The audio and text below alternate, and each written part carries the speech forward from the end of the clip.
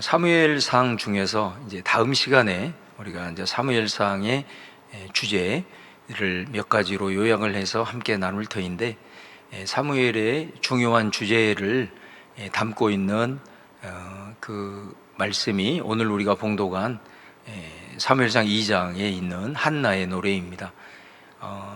우리가 역사서이잖아요. 지금 우리가 쭉 역사서는 서술되어 있는 겁니다. 이렇게 기록으로 쭉 이렇게 스토리 형식으로 해서 이렇게 서술되어 있는데, 그렇게 이제 산문체로 이렇게 쭉 서술되어 있는 역사의 기술 중에서 갑자기 시가 나온다, 시문체가 나온다, 이러면 그거는 보통의 의미를 담고 있는 게 아닙니다. 그러니까 여러분들이 여호수아에서부터 열왕기하까지, 아니면 역대 상하, 에스라, 느헤미야, 에스더까지 다 역사의 지금 역사서잖아요. 역사서는 산문체로 이렇게 쭉 기술이 되어 있는데, 그 과정에서 시가 나온다. 그러면 여기에서는 이 담고 있는 메시지가 굉장히 크구나. 그리고 그 담고 있는 메시지가 굉장히 이 성경에서 중요한 의미를 띠고 있구나, 이거를 아시면 됩니다. 그러니까 오늘 우리가 읽은 이 한나의 노래는 사무엘상의 가장 중요한 주제를 이렇게 완전히 함축하고 있는, 사무엘상의 내용을 거의 이 시 한 편으로 요약을 하고 있는 이제 그런 의미, 아주 중요한 의미를 담고 있습니다. 그래서 그 부분은 이제 다음 시간에 살펴보도록 하겠습니다. 자, 먼저 PPT를 좀 띄워주시고, 이 사무엘상을 보면은 이제 명칭부터 우리가 한번 좀 살펴보겠습니다. 명칭을 보면은 우리가 이제 그 히브리 성경, 그러니까 구약은 원전이 뭐냐, 히브리어로 기록된 성경입니다. 그리고 이것이 이제 신약 시대로 넘어가면 지금 우리가 거의 국제적인 공용어가 영어이듯이, 당시에는 이 헬라 세계, 그래서 이 헬라어가, 그리스어가 그 세계의 거의 공용어 같았습니다. 그래서 이 공용어인 헬라어로 히브리어 성경이 이제 번역이 되어지게 되겠죠. 그 번역된 성경을 70인역이라 이렇게 부릅니다. 70인역이라 이렇게 이제 부르고, 그런데 이제 이 히브리 원래 원본에는, 이 원전에는 사무엘 상하가 이렇게 한 권으로 되어 있습니다. 그래서 사무엘서 이렇게 되어 있어요. 그러니까 상하로 구분되지 않고 이렇게 되어 있는데, 이것이 이제 그 헬라어로 번역이 되는 과정에서 70인역, 거기에서 보면 이 명칭이 뭐라고 바뀌냐면 왕국들의 책이다, 이렇게 명칭이 바뀝니다. 그러니까 여러분, 우리가 이 번역 성경이라고 해서 이렇게 좀 권위가 약하거나 그렇게 보시면 안 됩니다. 신약 성경에서 구약을 인용한 것은 거의 95% 이상이 이 70인역 번역 성경을 그대로 옮긴 것입니다. 그러니까 바울 서신이나 이런 데 이렇게 보시면은 이제 구약 성경이 많이 이렇게 그 인용이 되어 있잖아요. 신약 성경에 보면 그 인용한 성경이 다 당시에 헬라어로 번역된 구약 성경을 인용을 하고 있다.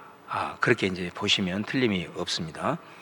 그렇기 때문에 이 70인역 번역 성경에는 명칭이 왕국들의 책이다, 이렇게 되어 있습니다.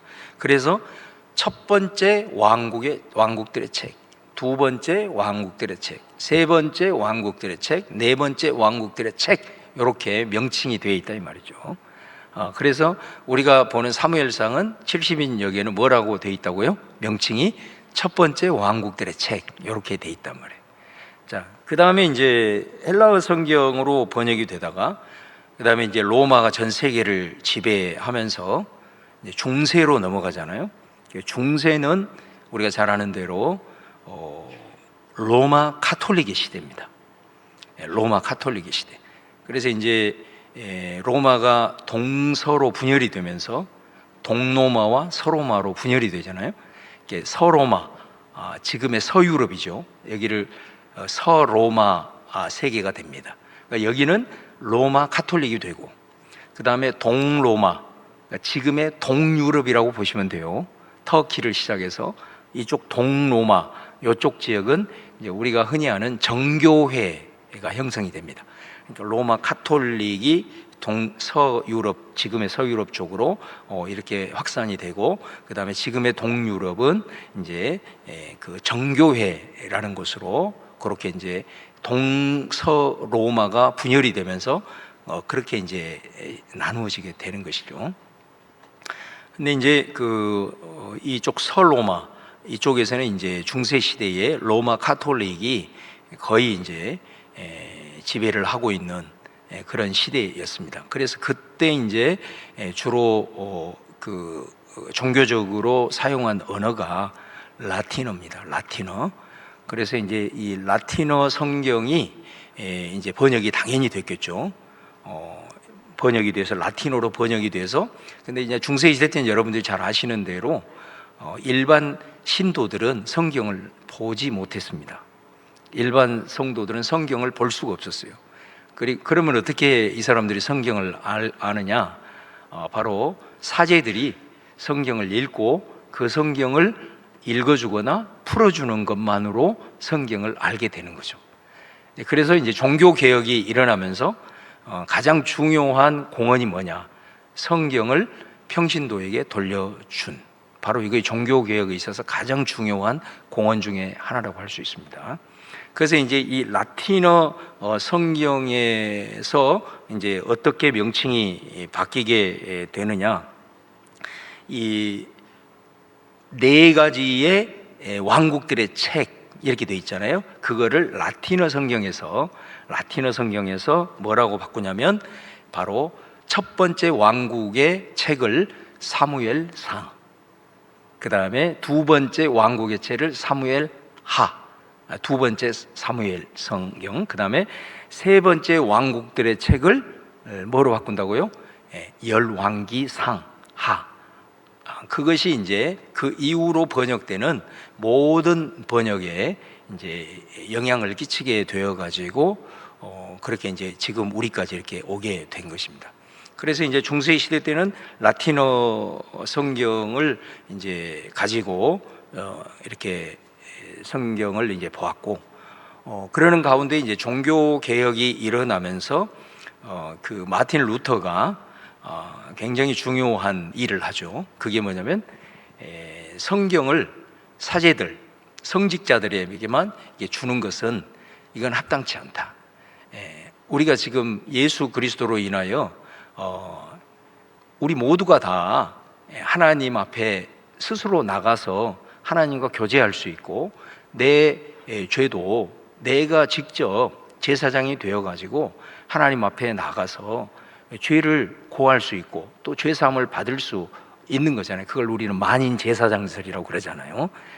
그 전에는, 지금도 뭐 천주교는 그렇게 합니다만은, 이 죄를 짓는다 그러면 누구한테 갑니까? 사제들한테 가잖아요. 지금도 천주교는 그렇게 하잖아요. 가서 뭐 합니까? 자기의 죄를 고백하잖아요. 고해성사를 하는 겁니다. 그러면 사제가 그걸 딱 듣고 그 죄의 사함을 선포합니다. 그래서 너는 이 죄를 사하기 위해서 사도신경을 100번을 읽어라, 이렇게 하는 겁니다. 그러면은 그것을 갖고 이제 사도신경을 100번 읽고, 그러면 그 사람 가운데는 어떤 생각을 할까요? 사도신경을 100번을 낭송을 하고 나면 나는 이제 죄사함을 다 받았구나, 이렇게 되는 겁니다. 그러니까 쉽게 얘기를 하면 죄사함에 대한 확신은 확실하게 가질 수가 있는 겁니다. 그런데 이게 처음에는 좋아요. 처음에는 좋은데 가면 갈수록 신앙의 깊이가 약해집니다. 신앙은 좀 힘들고 어려워도 내 스스로가 하나님의 말씀도 먹어야 되고, 내 스스로가 하나님 앞에 나가서 기도하고, 내 스스로가 하나님 앞에 서서 죄도 고백할 줄 알고, 이것이 좀 영적으로 미숙해서 잘 들리지 않고 이게 훈련이 잘 되지 않았다 할지라도 그렇게 가야 되는, 그게 개신교예요. 그것으로부터 성도들을 해방시켜서 스스로 만인 제사장들이 되어서 하나님 앞에 스스로 가서 스스로 하나님과 교통할 수 있도록 그 개혁을 일으켜서 세워진 교회가 바로 지금 우리가 이게 하고 있는 개신교단 말이죠. 뭔 얘기를 하려고 그러냐? 이제 이 루터가 종교개혁을 하면서 성경을 모든 성도들한테 다 돌려줘야 된다 해가지고 종교개혁을 하면서 이 루터가 했던 굉장히 중요한 일이 뭐냐면 독일어로, 자기 나라 독일어로 성경을 번역하는 걸 시작을 한 겁니다. 그래서 루터가 독일어로 성경을 번역하게 되는 거예요. 천재죠, 천재. 그렇게 종교개혁을 하면서 정말 교황에게 쫓겨다니면서 엄청나게 심한 어려움을 당한 그 와중에도 성경을 독일어로 번역을 하게 되는데, 그래서 이 루터라고 하는 존재는 독일에서는 거의 절대적인 존재입니다. 왜냐하면 루터가 히브리어 헬라어를 가지고 독일어로 번역된 그것이 현대 독일어의 문법의 기초가 되어버립니다. 그 정도로 이 루터의 독일어 성경의 번역은 아주 혁명적 사건이었다, 이렇게 보실 수가 있고, 그거를 통해서 이제 모든 성도들이 사제의 도움 받지 않고도 스스로 성경을 읽을 수 있도록 그렇게 이제 한 것이죠. 그 다음에 이제 최초로 영어로 번역이 된 성경이 우리가 잘 아는 킹 제임스 성경입니다. 이게 이제 많이 들어보셨을 거예요. 킹 제임스 성경, 이렇게 이제 영어로 최초로 이제 번역이 됐는데, 이 킹 제임스 성경은 우리가 보통 이제 번역을 하게 될 때는 여러분, 우리가 지금 보고 있는 이 성경이 독일어에서 번역을 한 걸까요? 우리말로 번역을 한 걸까요? 아니면 영어에서 우리말로 번역을 한 걸까요?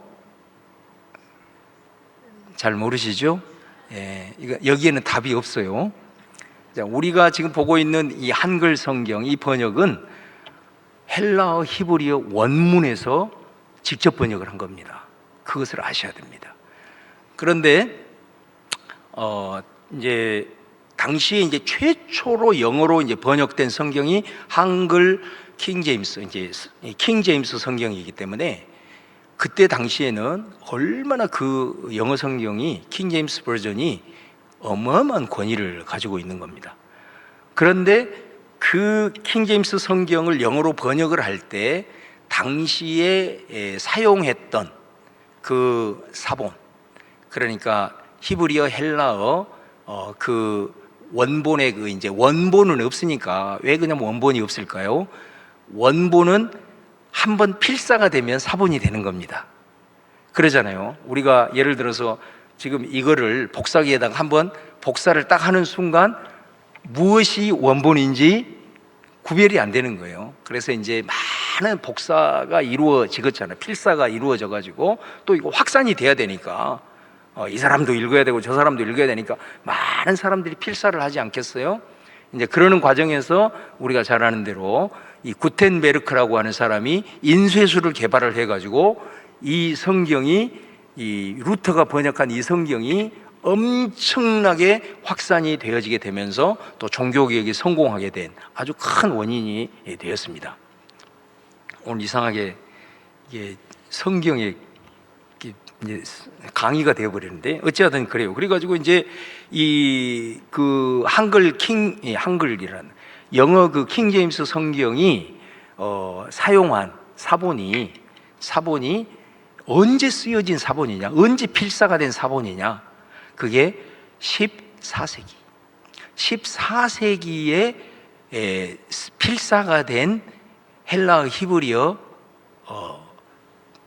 사본이었다라는 거죠.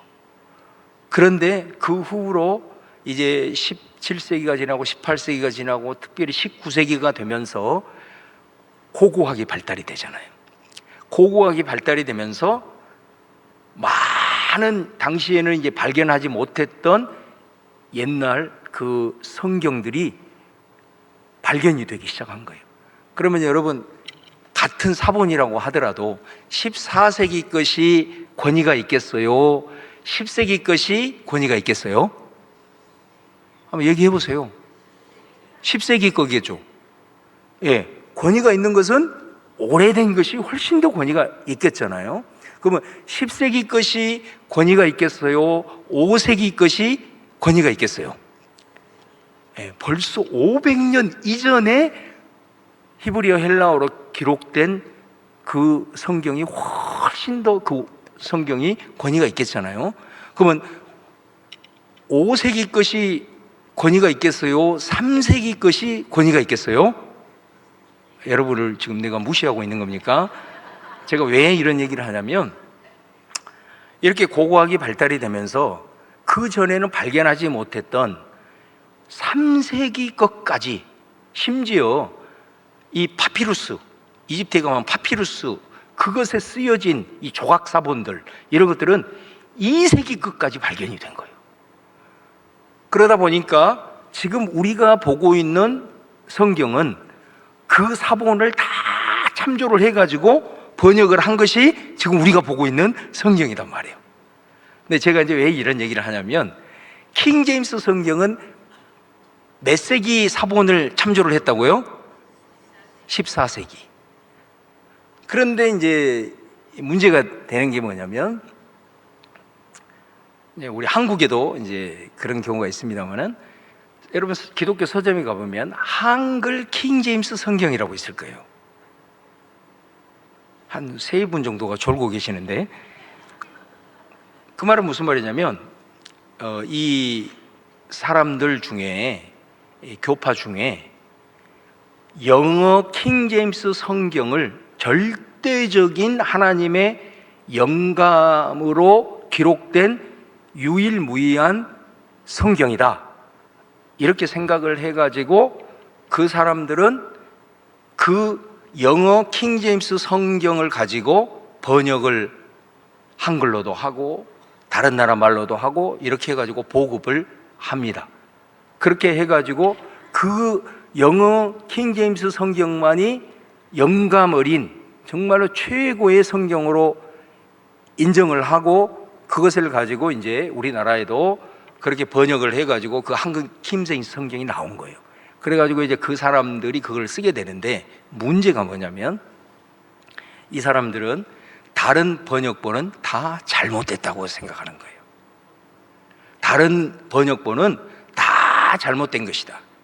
그래서 이 한글 킹 제임스 성경, 영어 그 킹 제임스 성경만이 절대적인 영감으로 된 거기 때문에 이것을 우리가 보고 이것에서 번역된 한글 성경을 봐야 된다, 이렇게 주장을 하는 거예요. 그러니까 여러분, 우리가 이단이라고 하는 것은 우리가 가장 여러 가지, 물론 뭐 신학적인 것도 있겠지만은 공교회성을 자꾸 부정을 하게 되면 이단화가 됩니다. 다시 말하면, 그 킹제임스 성경을 가지고 한글로 번역해서 보면 어때요? 볼 수 있잖아요. 그러면 자기네들도 그보다 훨씬 더 1000년이나 앞선 사본을 발견한 걸 가지고 이렇게 우리가 지금 성경을 이런 보고 있는 이 성경도 참 훌륭한 성경이다 라고 인정을 하고 그렇게 해서 같이 하면 좋은데, 이 사람들은 그것을 잘못된 것이다 이렇게 계속해서 주장을 하는 거예요. 그러니까 자기네들 스스로 그것을 섹트화, 자기네들을 섹트화 시키는 거예요. 이게 여러분 얼마나 무서운 거냐면, 그렇게 처음에는 그것이 아무것도 아닌 것 같지만 계속해서 공교회성을 부정하고 우리의 것이 최고고 이렇게 하다 보면 나중에 어떻게 돼요? 이것을 가르치고 있는 우리 목사님만 최고고, 점점 더 그렇게 가다 보면 어느 순간에는 목사가 교주가 되어 있는 거예요.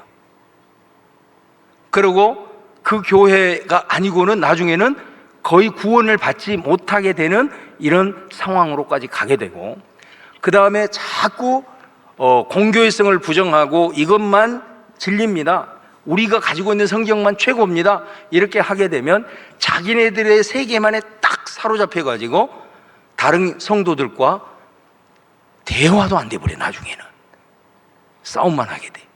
이렇게 되는 겁니다. 굉장히 우리들의 실제적인 삶에 매우 큰 문제를 야기할 수 있는 것이 이단의 문제고, 이단이 아니더라도 그렇게 자꾸 섹터화 되어지는 이런 부류들을 여러분들이 경계를 하고 조심할 필요가 있습니다. 여러분, 요즘 최근에 지금 우리나라 사태가 굉장히 안 좋잖아요. 교회들도 보면은 막 어느 진영으로 이렇게 막 갈라지는 현상들이 많이 일어나고 있는데, 저도 이제 그러다 보니까 이렇게 유튜브에 알고리즘이 이렇게 쭉 뜨는데, 여러분도 아마 한 번쯤은 들어보셨을 거예요. 인천에 사랑침례교회라는 게 있어요. 거기에 목사가 누구냐면 정동수 목사라는 사람이에요. 그러니까 이 사람이 갑자기 이제 이분의 좀 극우 성향을 가지고 있는 그런 목사입니다. 요 발언을 하면서 한 10만 명의 유튜브 구독자가 최근에는 55만 명까지 올라갔어요. 그래서 웬만한 그 알고리즘에 기독교인들이 이렇게 자주 이렇게 설교 이렇게 검색을 하다 보면 그 알고리즘에 뜨게 돼요. 근데 이 사랑침례교회가 제가 방금 얘기한 이 킹 제임스 성경의 절대적인 권위를 주장하는 교회입니다. 그러니까 제가 말하는 거, 혹시 그런 알고리즘이 뜰 때 뭐 정치적인 어떤 성향에 내가 맞기 때문에 한번 들어볼 수 있다, 뭐 그거는 본인의 마음이니까. 그러나 그것이 맞다고 해서 그 사람의 설교를 들은다든가 이렇게 해서 관심을 갖고 계속해서 이렇게 하다 보면 여러분도 건강하지 못한 신앙의 모습으로 갈 가능성이 있다라는 제가 정보를 드리는 거예요. 그 교회가 지금 굉장히 핫한 교회입니다. 실제적으로 유튜브 사역을 많이 하고 있기 때문에. 그래서 제가 이 얘기를 드리는 겁니다. 그래서 어찌하든 우리가 이제 이런 과정을 통해서 우리가 지금 보고 있는 한글 성경이 가장 권위 있는 성경 그 사본을 가지고 번역을 한 것이고, 이것이 지금은 세계 연합 공회라고 하는 전 세계가 하나의 공회를 형성을 해가지고 그 공회에서 원전을 이제 사본을 통해서 원전을 딱 정리를 해놓으면 그것을 가지고 모든 세계 공교회에서는 그것을 기반으로 해서 공통적으로 이렇게 번역을 해 나간다라는 것을 여러분들이 좀 꼭 기억을 하시면서, 우리가 보고 있는 이 성경이 가장 좋은 번역 성경이다라는 것을 여러분들이 기억을 하고, 혹시 그런 것에 있어서 막 한글 킹제임스 성경을 가지고 막 들이밀면서 얘기를 했을 때는 오늘 설교를 꼭 기억을 하시고 그런 부분들에 혼란을 가서는 안 된다라는 걸 좀 말씀을 드립니다. 자, 그 다음에 이제 위치와 구조를 보면은 이 사무엘상은 이스라엘의 통치권이 사사에서 왕으로 넘어가는 이제 과도기를 보여주는데, 우리가 사사기 16장에 보면은 그 삼손이라는 사사가 실패를 하잖아요. 그 실패를 하고 나서 결국은 어떻게 되냐? 그 이스라엘은 블레셋이라고 하는 그 나라에 큰 억압을 이제 당하게 됩니다. 그래서 이제 지금 사무엘상도 배경이 어떻게 되냐? 바로 이 블레셋에 굉장히 어려움을 당하고 있는 그런 상황입니다. 그러니까 그대로 연결이 되는 거예요. 삼손 이후에 블레셋으로부터 고통당하는 그 시대적인 배경이 바로 사무엘상 1장으로 바로 연결이 되어지고 있다라는 걸 이제 알 수가 있습니다. 그러니까 이제 우리가 사무엘상을 이해를 할 때는 딱 세 사람을 기억을 하시면 됩니다. 세 사람을 중심으로 이 사무엘이 구성이 되어 있어요. 그래서 사무엘상은 첫 번째는 사무엘이라고 하는 사람, 그 다음에 두 번째는 사울이라고 하는 왕, 세 번째는 다윗이라고 하는 이 세 사람의 삶의 중심으로 되어진 역사가 바로 사무엘상이다. 그러니까 사무엘상 딱 하면 사무엘, 사울, 다윗 이렇게 세 사람 생각을 하시면 바로 사무엘상을 딱 정리가 될 수 있다라는 것입니다. 그래서 1장부터 7장까지는 바로 사무엘이 중심이 되어 가지고 이스라엘의 역사가 펼쳐지는 것을 볼 수가 있고, 그 다음에 8장에서부터 이제 여기는 14장으로 되어 있는데 사실은 15장까지는 바로 첫 번째 이제 왕인 사울을 중심으로 펼쳐지는 그런 역사다, 이렇게 이제 보시면 되고요. 그 다음에 16장부터 마지막 31장까지는 바로 다윗이 이제 왕 위에 오르기 직전까지의 그 다윗의 광야의 그 참 힘든 여정, 광야 학교 입학을 해가지고 그곳에서 엄청난 고난과 역경을 살아가는 바로 다윗의 그 여정이 바로 31장까지 이렇게 나와 있다라는 것을 이제 볼 수 있습니다. 그래서 사무엘상은 이 세 사람을 중심으로 해서 여러분들이 딱 기억을 하시면 사무엘상은 정리가 될 수 있다라는 것이고요. 자, 그 다음에 이제 첫 번째 내용을 이제 한번 보시면요, 첫 번째 사사 통치 말기의 역사를 보여준다라는 것입니다. 그래서 여기에 보면 이제 첫 번째로는 이 엘리라고 하는 사람이 나와요. 다음 화면입니다. 엘리라고 하는 사람이 나오게 되는데, 이 엘리는 대제사장이면서 사사입니다. 그래서 사무엘상 1장 9절에 보면 제사장 엘리다 이렇게 이제 표현이 되어 있고, 그 다음에 사무엘 4장 18절에 보면은 그가 이스라엘의 사사가 된 지 40년이었더라. 그러니까 엘리라고 하는 이 사람은 사사 역할도 계속했고, 그 다음에 제사장의 역할도 감당했던 사람이 바로 엘리라고 하는 인물이었다라는 걸 볼 수 있고요. 그 다음에 이제 두 번째 나오는 인물이 사무엘입니다. 사무엘. 이 사무엘은 이제 보시면 사사이기도 하고, 그 다음에 제사장이기도 하고, 선지자이기도 했습니다. 엘리는 사사와 제사장이었지만 이 사무엘은 이 세 가지의 직분을 가지고 있었습니다. 그래서 사무엘상 8장 1절에 보면은 사무엘이 늙음에 그의 아들들을 이스라엘 사사로 삼았다. 그러니까 자기 아들들을 사사로 삼았다라는 것은 사무엘 자신이 사사였다라는 것을 볼 수 있어요. 실제로 사무엘상을 읽어보면 블레셋과의 전쟁에서 누가 지도자의 역할을 하냐? 바로 사무엘이 지도자의 역할을 합니다. 사사 역할을 하는 거예요. 그렇게 해가지고 에벤에셀에서의 승리도 이루게 되는 그런 역할을 하게 되고, 그 다음에 두 번째 거기 시편 99편 6절 말씀해 보시면 그의 제사장들 중에는 모세와 아론이 있고 그의 이름을 부르는 자들 중에는 사무엘이 있도다. 그러니까 시편에 보면은 사무엘이 제사장이었다라는 걸 볼 수 있어요. 실제로 사무엘상을 읽어보면 사무엘이 제사장의 역할을 하고 있는 걸 보게 됩니다. 어디에서 보게 되죠? 바로 사울이 이제 그 블레셋과 전쟁을 하게 될 때에 우리가 잘 아는 대로 사무엘이 빨리 와야 되는데, 항상 이스라엘은 전쟁을 하게 될 때 하나님 앞에 예배를 드리고 이게 전쟁을 수행을 하잖아요. 또 심지어는 어떤 경우에는 언약궤를 모셔놓고 거기서 이제 하나님이 만군의 여호와가 되시니 우리 앞서 행하실 것이다, 그런 믿음으로 항상 예배를 드리고 전쟁을 수행을 하잖아요. 그러면 그 예배를 집례하는 사람은 누구죠? 제사장이 집례를 하는 거예요. 제사장이 집례를 하는데 여러분 잘 아시지 않습니까?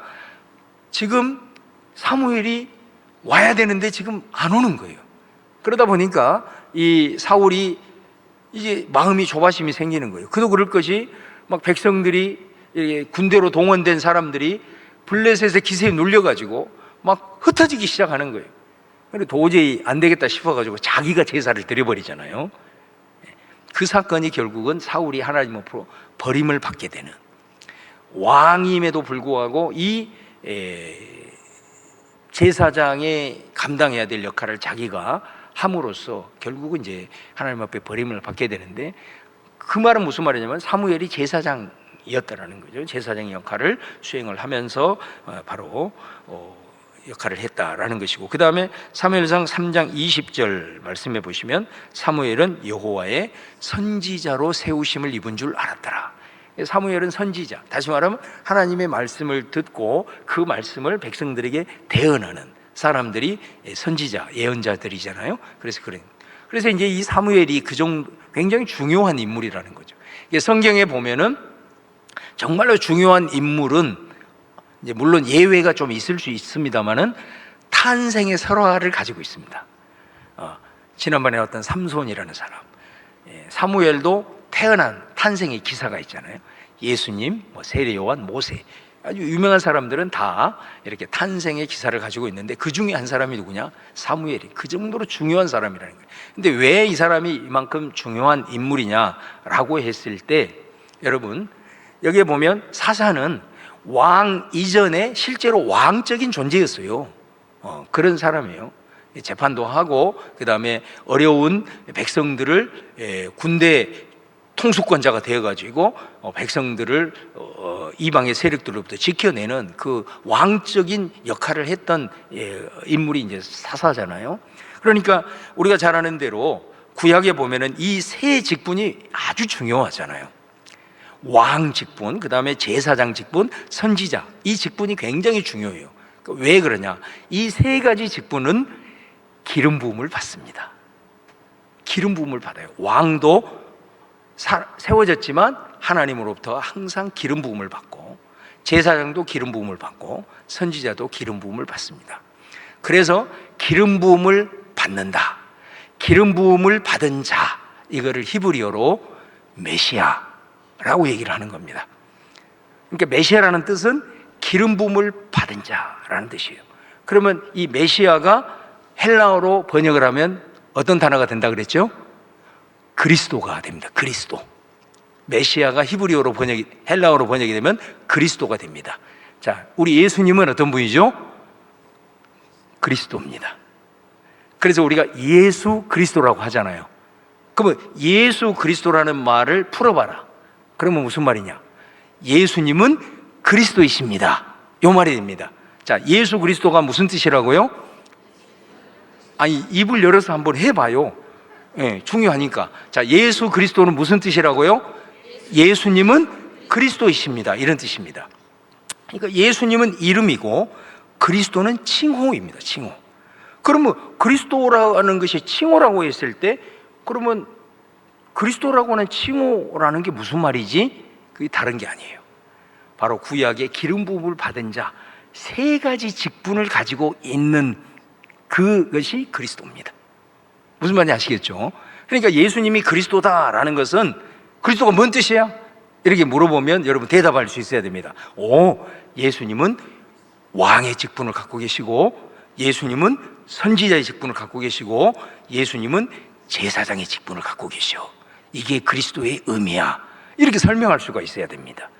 그래서 바로 이 사무엘이 바로 이 세 가지의 직분을 가지고 있는 구약 시대의 유일무이한 사람입니다. 그래서 이 사람이 굉장히 중요한 사람인 거예요. 그래서 여러분, 예수님이 그리스도다 그러면 그 그리스도는 이 세 가지 직분. 예수님은 선지자잖아요. 믿습니까? 예수님은 선지자예요. 왜 선지자예요? 선지자는 하나님의 뜻을 백성들에게 대언하는 사람이에요.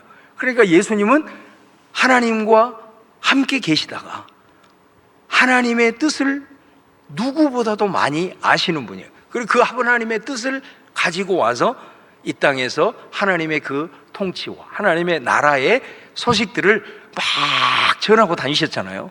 그래서 예수님은 선지자인 거예요. 그 예수님은 제사장이죠. 제사장이란 무슨 말이에요? 예수님은 하나님과 인간 사이에 막혀있는 담을 허시고 연결시켜주는 중보자로 오신 거잖아요. 그래서 제사장인 거예요. 제사장이 그 역할을 했기 때문에. 그런데 구약의 제사장들하고는 다르게 예수님은, 제사장은 반드시 하나님과 이 백성들 사이에 화목을 이루기 위해서, 연결을 하기 위해서 반드시 해야 될 게 뭐예요? 제사를 드려야 돼요. 제사에는 제물이 있어야 되잖아요. 그런데 예수님은 자기 자신을 제물로 드리신 거예요.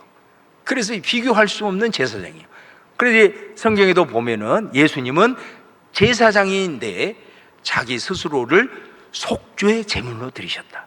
다시 말하면 우리의 모든 죄를 속하기 위해서 자기 스스로가 제물이 되셨다. 또 성경은 뭐라고 되죠? 예수님은 화목 제물이 되셨다. 그것도 마찬가지예요. 왜? 예수님은 자기 자신을 제물로 드림으로써 하나님과 인간 사이를 화해시키시는 제사장이 되셨다. 그렇게 말하고 있는 것을 보게 됩니다. 그 다음에 또 예수님은 희생 제물이 되셨다. 그죠? 바로 예수님 자신이 제물로서 희생되셨다. 그런 의미를 가지고 있는 것입니다. 또 예수님이 예수 그리스도의 십자가에서 예수님이 이 땅에 오셨을 때 동방박사들이 왔을 때 물어봅니다. 유대인의 왕으로 오시니요. 예수님이 처음부터 왕으로 오셨어요. 그리고 예수님이 십자가에 달리시고 부활하심으로써 이제 실제로 이 세상 온 우주 만물의 통치권을 예수님에게 주신 줄로 믿습니다. 그래서 지금은 예수님이 왕으로서 온 세상을 다스리는 통치자인 줄로 믿습니다. 그런 의미를 담고 있는 거예요. 그래서 이 사무엘이 바로 그런 중요한 세 가지의 직분을 가지고 있는 그런 사람이기 때문에 그런 중요한 역할을 이제 하고 있다라는 것이고요.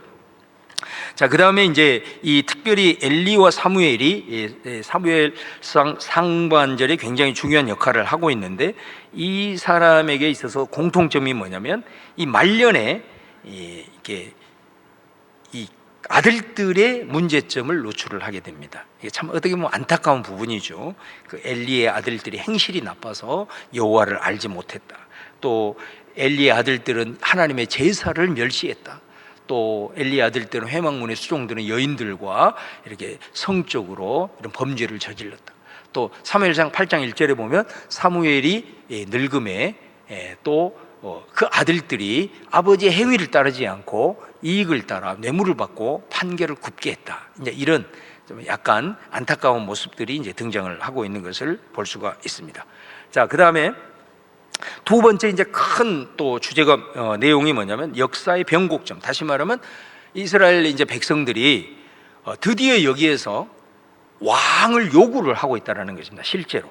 자, 이스라엘 백성들이 왜 왕을 요구를 했느냐?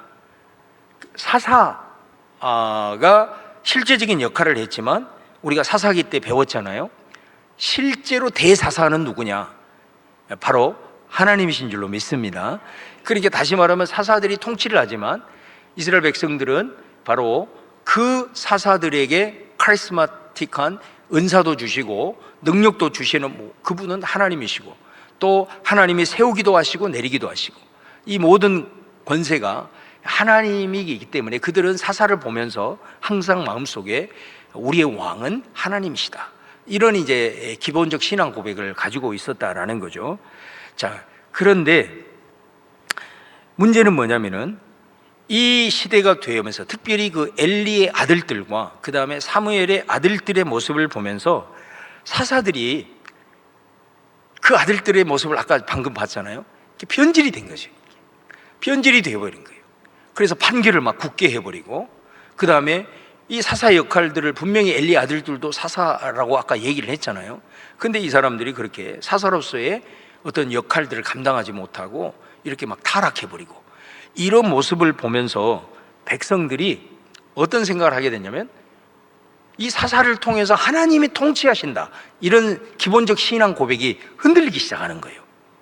그러면서 우리 사사들이 하나님이 세우시고 우리는 그 사사들을 보면서 하나님의 살아계심과 하나님의 왕되심을 고백을 하는데, 저 사람들이 저렇게 흔들리고 무너지고 쓰러지고 변질되어지는 이 모습을 보면서 이스라엘 백성들이 이거 문제네, 그러면서 하나님의 왕되심에 대한 이런 신앙 고백이 점점 더 약화가 되면서 이 사람들이 사무엘에게 이제 요구를 하는 겁니다. 당신의 아들들을 보니까, 자, 띄워주세요. 당신의 아들들은 당신의 행위를 따르지 않고 있는데 우리는 도저히 이렇게는 살 수 없습니다. 저 이방 백성들처럼 눈에 보이는 왕을 세워주십시오, 이렇게 요청을 하게 됩니다. 여러분, 사실 이거는 굉장히 우리에게 중요한 메시지를 던지는 거 아니겠습니까? 정말 어떻게 보면 세상 사람들이 하나님을 그들은 볼 수 없거든요. 우리는 영적으로 눈이 열리고 말씀을 통해서 또 기도하면서 하나님을 우리가 보고 느끼고 깨닫고 그러면서 하나님과 소통해 가는데, 세상 사람들은 절대로 하나님을 볼 수가 없죠. 믿음의 눈을 열어야만 영이신 하나님을 우리가 체험하고 볼 수 있잖아요. 그렇기 때문에 세상 사람들이 하나님을 볼 수 있는 유일한 통로는 저와 여러분의 삶을 통해서만이 세상 사람들은 하나님을 볼 수 있습니다.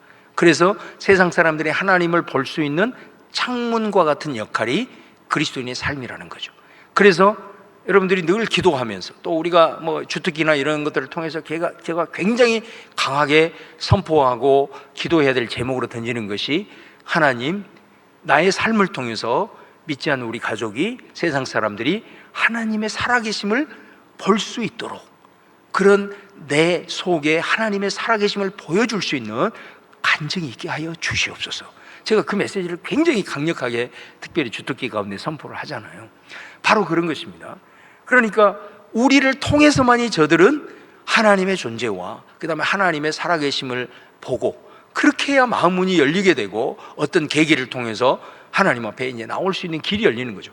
그런데 우리가 이 사사들처럼 그 변질이 되어지고 정말로 우리 속에서 하나님에 대한 체험도 없고 하나님의 살아계심을 전혀 보여주지 못하는 그런 모습들, 힘들어하고 어려울 때 하나님의 살아계심을 믿고 그 어려움을 믿음으로써 극복해내면서 세상 사람들이 와, 저 사람은 평소에는 대수롭지 않게 봤는데 저런 어려움들도 어떻게 극복해내지? 보니까 예수 그리스도를 믿고 있는 사람이라는 거예요.